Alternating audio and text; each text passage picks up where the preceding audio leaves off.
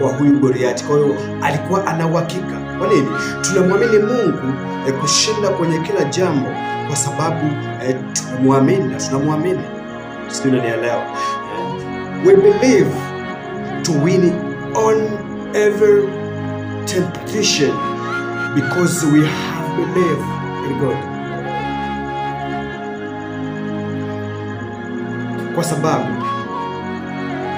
tunamwamini Mungu, hatuna wasiwasi na jambo lolote ambalo tunaweza tukaliona likitukia. Kwa hiyo tunamthibitisha Mungu kwenye ushindi baada ya kuingia kwenye changamoto, kwa sababu tuna uhakika hapo kabla aliweza kututendea. Tunaamini hapo kabla aliweza kutuvusha. Sijui unanielewa vizuri.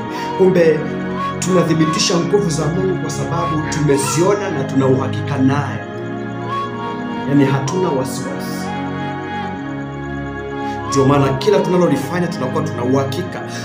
Wenye imani hawawezi kuwa na wasiwasi kwa sababu wanayemwamini ni zaidi ya namna ambavyo ya vile vitu wanavyoviona. Kumbe tunakuwa na uhakika naye kwa sababu tumeona ametuvusha kwenye baadhi ya mambo ambayo yakiweza kuathiri maisha yetu.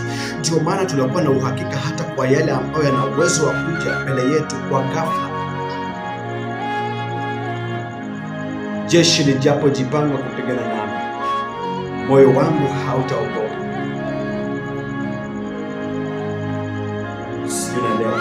Hata napo nitastahimili kwa sababu ninajua, nina uhakika